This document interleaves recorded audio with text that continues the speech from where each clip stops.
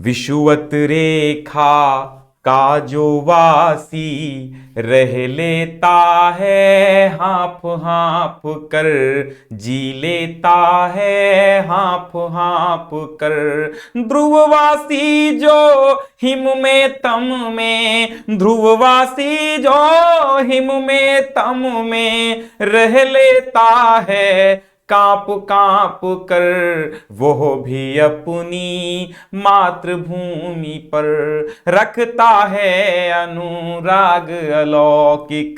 स्वदेश प्रेम पर निबंध आए, चाहे देश प्रेम पर आए, चाहे देशभक्ति पर आए, चाहे राष्ट्रभक्ति पर आए, आपके लिए इतना इंपॉर्टेंट है कि आप सोच नहीं सकते। यहां पर देखिए, सबसे पहले तो आपको यह समझना है कि कितने वर्षों में निबंध आया है। 2011 में आया, 12 में आया, 13 में आया, 14 में आया, लगातार आता रहा, 15 में आया है, 16 में आया, 17 में आया, 19 में आया, 20 में आया और 12 में आया, 21 में आया होता, लेकिन 21 में भी मुझे लगता आया है कंपार्टमेंट एग्जाम में, और 22 में भी यह पक्का है। इसलिए खासकर हाई स्कूल के विद्यार्थी ध्यान देंगे और इंटरमीडिएट के तो पढ़ेंगे ही। हाई स्कूल के बहुत कायदे से ध्यान दीजिए कि स्वदेश प्रेम निबंध अगर आ जाए, या फिर हमारा प्यारा भारतवर्ष टॉपिक पर आ जाए, देशभक्ति की महत्ता पर आ जाए, स्वदेश प्रेम पर आ जाए, सारे जहां से अच्छा हिंदुस्तान हमारा, इस टॉपिक पर निबंध लिखना आ जाए तो यही लिखना है।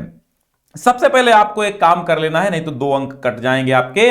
रूपरेखा बना लेनी है। रूपरेखा में सबसे पहले आपको प्रस्तावना हेडिंग डालनी है। स्वदेश प्रेम का तात्पर्य अगली हेडिंग हो जाएगी, फिर अगली हेडिंग स्वदेश प्रेम का वास्तविक स्वरूप हो जाएगी, फिर अगली हेडिंग उपसंहार, यानी 4 हेडिंग्स में हम इसको फिनिश करेंगे। चलिए, सबसे पहले आपको प्रस्तावना हेडिंग डालनी है। और देखिए, इस निबंध को आपको रटने की आवश्यकता नहीं है, बस मुझे आप थोड़ी देर सुन लो, बस आपका यह निबंध क्लियर हो जाएगा।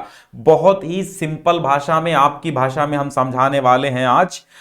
जननी जन्मभूमिश्च स्वर्गादपि गरीयसी, अर्थात जननी जन्मभूमि ही चा स्वर्गादपि गरीयसी, यानी कि माता और जन्मभूमि की गरिमा स्वर्ग से भी बढ़कर है। ये आप लिखेंगे, क्या लिखेंगे कि माता और भूमि यानी कि जन्मभूमि की गरिमा स्वर्ग से भी बढ़कर के है। यानी अन्न जहां का हमने खाया, वस्त्र जहां के हमने पहने, जहां का पानी पीकर आप बड़े हुए, जिसकी गोद में आप खेले, जिसकी धूल में आप खेले, वो क्या है? वो आपका देश है, वो आपकी मातृभूमि है। तो जिस धरती की गोद में हमें जन्मे हैं, जहां की धूल मिट्टी में खेलकर हम बड़े हुए हैं, जहां के अन्न जल और हवा से हमारे शरीर का पालन पोषण हुआ है, उसके प्रति हमारा लगाव होना स्वाभाविक ही है।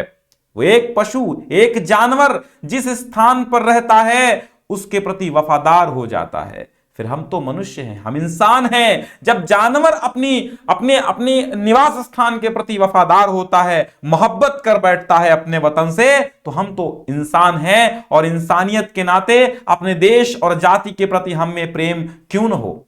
सच्चा सुख तो उसी मनुष्य को प्राप्त होता है जिसके हृदय में स्वदेश प्रेम का सागर लहराया करता है। स्वदेश प्रेम भरा होता है, कूट कूट कर भरा होता है। अपने देश के कल्याण के लिए अपना सब कुछ न्यौछावर करने में जो सुख मिलता है, देश की बलिदेवी पर हंस हंस कर अपने प्राणों को न्यौछावर करने में जो सुख मिलता है, जो आनंद मिलता है, उसे सच्चे शहीद की आत्मा ही जानती है। दिनकर ने लिखा कि कलम आज उनकी जय बोल, जो चढ़ गए पुण्य देवी पर लिए बिना गर्दन की मोल, कलम आज उनकी जय बोल। जिनमें देश प्रेम नहीं होता और जो अपने क्षुद्र स्वार्थों की सिद्धि के लिए देश का बड़ा से बड़ा अहित करने की ताक में रहते हैं, उन्हें देशद्रोही कहा जाएगा। हिंदुस्तान की सरजमी पर रह करके हिंदुस्तान से मोहब्बत न करने वाले किसी भी व्यक्ति को हम हिंदुस्तानी नहीं कह सकते, हम उसे देशद्रोही कहेंगे। जहां पे जन्म लिया, जिसकी धूल में खेले, जिसकी रज में लोट लोट कर बड़े हुए हैं, अगर उसी देश से आपको मोहब्बत नहीं है, उसी देश से प्रेम नहीं है, तो आप काहे के देश प्रेमी? देश प्रेमी लिखवा लेने से, अपनी बाइक के आगे लिखवा लेने से, अपनी ट्रैक्टर ट्रॉली पर, अपनी बस पर, अपनी कार पर लिखवा लेने से कोई देश प्रेमी नहीं होता है। उसको जीवन में आत्मसात करना पड़ता है। और ये शत्रुओं से मिलकर अपने देश का भेद बतलाते हैं, तस्करी और चोर बाजारी द्वारा अपने देश की आर्थिक व्यवस्था को चरमरा देते हैं। ऐसे लोगों को हम देश प्रेमी नहीं कह सकते। जयचंद और मानसिंह प्रत्येक युग में होते आए हैं और होते रहेंगे, किंतु इससे निराश होने की कोई बात नहीं है। अगर एक व्यक्ति बेईमान है तो हजार यहां पर ईमानदार भी हैं। स्वदेश प्रेम की लहरें बराबर आबाद गति से, निर्बाध गति से निरंतर बहती चली आ रही है। और हम में भी देश प्रेम है, तुम में भी देश प्रेम है। एक साथ भारत माता की जय बोलो। जिसमें स्वाभिमान और स्वदेश प्रेम नहीं होता वो बिल्कुल ही पशु के समान है, वो जीवित होकर के भी मरे हुओं के समान होगा। देश प्रेम और कुछ ही नहीं होता है। अपने देश के प्रति वफादार रहना, अपने देश के प्रति ईमानदार रहना, अपने देश के प्रति ईमानदार सोच रखना, अपने देश की उन्नति के बारे में सोचना, यही देश प्रेम है, यही स्वदेश प्रेम है। और स्वदेश प्रेम की कोई परिभाषा हो ही नहीं सकती। देश के प्रति वफादार रहना ही सबसे बड़ा देश प्रेम है। देश की जनता के प्रति, देश के प्रति ईमानदार रहना ही सबसे बड़ा देश प्रेम है। बाकी कहीं पर नाम के आगे ठप्पा लगवा लेने से देश प्रेमी नहीं हो जाता कोई। मैथिली शरण गुप्त ने कहा कि जिनको न निज गौरव तथा निज देश का अभिमान है, जिनको न निज गौरव तथा निज देश का अभिमान है, वह नर नहीं नर पशु निरा, वह नर नहीं नर पशु निरा है और मृतक समान है। यानी जिनको अपने देश के गौरव के प्रति, अपने देश का अभिमान नहीं है, वो नर नहीं हो सकता, वो मानव नहीं हो सकता, वो एक पशु से भी नीच व्यक्ति हो सकता है। क्योंकि एक पशु जहां पर रहता है, उस वतन से, उस जगह से, उस स्थान से मोहब्बत करता है, वो उससे मोहब्बत करता है। तो गुप्त जी की पंक्तियां ध्यान में रखना और कोटेशन के रूप में लिखना, ताकि आपके निबंध में 4 चांद लग जाए। मेरी बात समझ में आ रही होगी तो एक बार शेयर कर दीजिएगा। स्वदेश प्रेम का तात्पर्य, अगली हेडिंग आप डालेंगे, स्वदेश प्रेम से तात्पर्य देश के लिए मर मिटना नहीं है। देश के लिए मात्र मर मिटना ही मोहब्बत नहीं है वतन से। देश प्रेम नहीं है कि मात्र आप मर मिटो देश पर, नहीं। देश क्या कहता है? देश कहता है कि तुम मुझ पर मरो नहीं। देश क्या कहता है? स्वदेश प्रेम से तात्पर्य देश के लिए केवल मर मिटना ही नहीं है, बल्कि मर मिटना ही नहीं है। यह भी समझिए कि केवल मरना ही देश प्रेम नहीं है और केवल मर मिटना ही देश प्रेम नहीं है, बल्कि अपनी सेवाओं द्वारा देश के आर्थिक, सामाजिक, सांस्कृतिक आदि विभिन्न पक्षों का भी विकास करना स्वदेश का प्रेम का द्योतक है। जरूरी नहीं है कि हम सीमाओं पर बंदूक लेकर के जाएं और सीमाओं की रक्षा करें, वही देश प्रेम है। हां, वो तो देश प्रेम है। सर्वोच्च देश प्रेम वही है जो भी सीमाओं पर रक्षा हमारी करते हैं, तो सर्वश्रेष्ठ देश प्रेमी, सर्वोच्च देश प्रेमी हैं। लेकिन ऐसा भी नहीं है कि हम लोग गांवों में, नगरों में, शहरों में, इस भारत की गलियों गलियों में निवास करने वाले हैं तो हम देश प्रेमी नहीं हैं। आप भी देश प्रेमी हो सकते हैं, आप भी राष्ट्रभक्त कहला सकते हैं, आप भी इस देश के रक्षक हो सकते हैं। कैसे? देश की आर्थिक उन्नति, देश की सामाजिक उन्नति, देश की सांस्कृतिक उन्नति, विभिन्न पक्षों में अगर आप विकास में विभिन्न पक्षों के योगदान देते हैं तो भी आप देश प्रेमी हैं। सबसे बड़ा देश प्रेमी एक शिक्षक होता है, क्योंकि वह देश के लिए एक जवान जो बॉर्डर की रक्षा करता है उसको भी पैदा करता है। वह ये समाज में पुलिस को भी पैदा करता है, समाज की रक्षा करने के लिए समाज के रक्षक भी पैदा करता है। और एक अध्यापक समाज में नेता भी पैदा करता है, डॉक्टर भी उसके स्वास्थ्य की रक्षा करने के लिए डॉक्टर भी पैदा करता है, इंजीनियर भी पैदा करता है। हां, वो अलग बात है, लेकिन कभी भी कोई शिक्षक कहीं चोर, डाकू, लुटेरा नहीं पैदा करता है, कभी भी। वो तो आपके वातावरण ही उसको बना देते हैं, शिक्षक नहीं बनाता। शिक्षक तो समाज को ऊंचा ले जाना चाहता है। इस देश के प्रेम, वो देश की असल, अब देश का जो प्रेमी है, वो जो शिक्षक है वो देश का प्रेमी होता है। इस समाज को ऊंचे ले जाना चाहता है, वो देश की आर्थिक, सामाजिक और सांस्कृतिक उन्नति चाहता है, इन सभी पक्षों की उन्नति चाहता है। तो सच्चा देश प्रेमी एक शिक्षक भी होता है, सच्चा देश प्रेमी आप भी हो सकते हैं, एक सच्चा देश प्रेमी मैं भी हो सकता हूं। इस भारतवर्ष का, इस भारत भूमि का, इस मातृभूमि का हर एक व्यक्ति एक सच्चा देश प्रेमी बन सकता है। आज देश स्वतंत्र है, हमें आज सबसे बड़ा संघर्ष गरीबी से करना है। यदि हम आत्मनिर्भर होने के लिए जी जान से प्रयत्नशील हैं तो यह हमारा सबसे बड़ा स्वदेश प्रेम होगा। ये कोई आवश्यक नहीं है कि देश पर अपने प्राणों की बलि देकर ही स्वदेश प्रेम का प्रदर्शन किया जाए। ऐसा प्रत्येक काम जिससे प्रत्यक्ष और अप्रत्यक्ष रूप से, प्रत्यक्ष अथवा परोक्ष यानी प्रत्यक्ष अथवा अप्रत्यक्ष रूप से इस देश का हित हो, स्वदेश का हित होता है, स्वदेश प्रेम का द्योतक है, वो स्वदेश प्रेम है। खेतों में काम करने वाला किसान भी स्वदेश प्रेमी है, मिलों में कठोर परिश्रम करने वाले मजदूर भी देश प्रेमी है, सीमा पर शत्रु से संघर्ष करने वाला एक सैनिक भी देश प्रेमी है, और इन सब की अपेक्षा कम स्वदेश प्रेम नहीं रखते।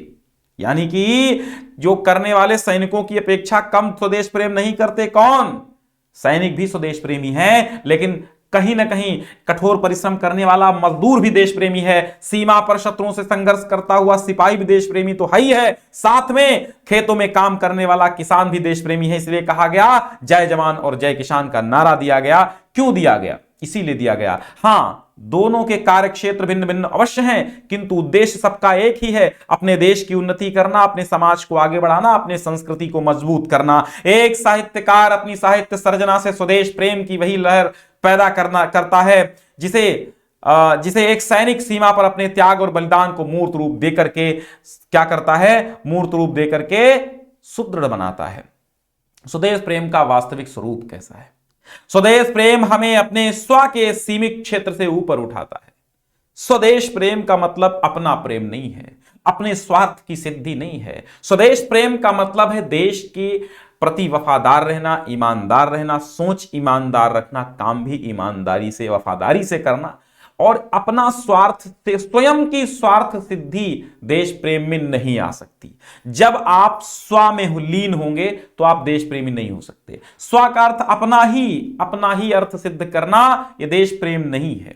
स्वदेश प्रेम हमें स्व के सीमित क्षेत्र से ऊपर उठाता है, जनहित एवं लोकहित का एक व्यापक क्षेत्र प्रदान करता है। वो हमें त्याग और बलिदान का पाठ पढ़ाता है, मानवीय हितों की ओर सोचने के लिए बाध्य करता है, देश की सुरक्षा के साथ साथ वहां की सामाजिक एवं सांस्कृतिक सुरक्षा की ओर ध्यान देता है, परस्पर प्रेम, सद्भावना एवं सौहार्दपूर्ण जीवन जीने के लिए प्रेरित करता है, धार्मिक एवं सांप्रदायिक संकीर्णताओं से ऊपर उठाकर व्यक्ति में राष्ट्रीय चेतना भरता है। यही स्वदेश प्रेम है।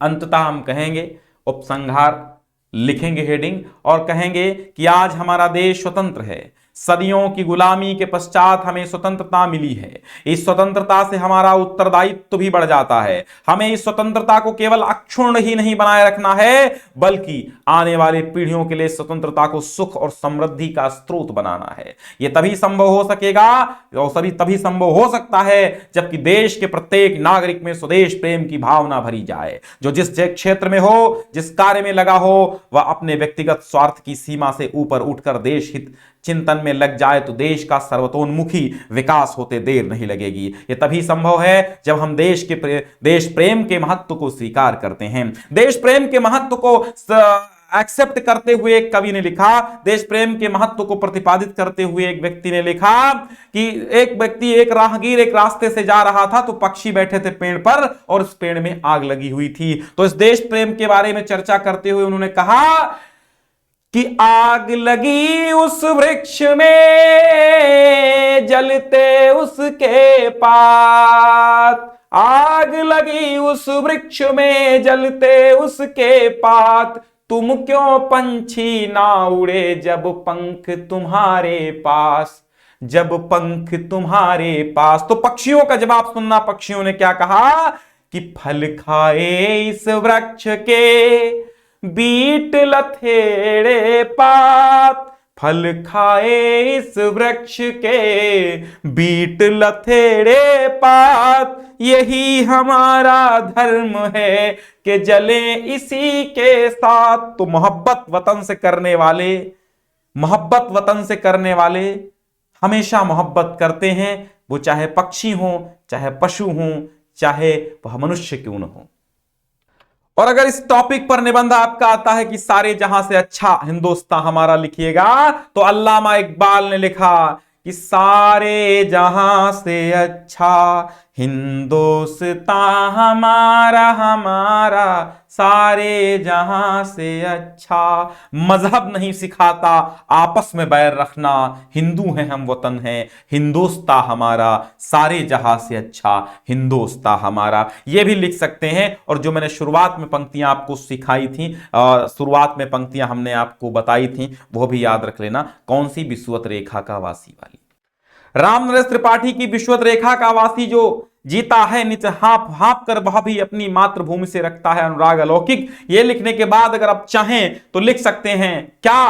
देश प्रेम क्या है? प्रेम क्या है? तो लिखिएगा, सच्चा प्रेम वही है जिसकी तृप्ति आत्म बलि पर हो निर्भर, त्याग बिना निष्प्राण प्रेम है, करो प्रेम पर प्राण निछावर।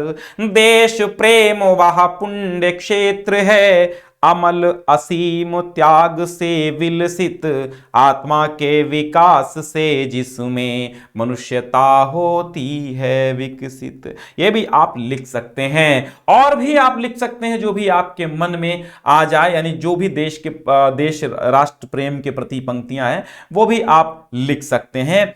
ठीक है, तो अच्छा लगा होगा आपको ये निबंध। इसको डाउनलोड करने के लिए डिस्क्रिप्शन में पहली लिंक है, पीडीएफ मिल जाएगी इसकी, और आराम से एक बार रिपीट कर लेना, रिवीजन कर लेना, समझ में आ जाएगा, है ना।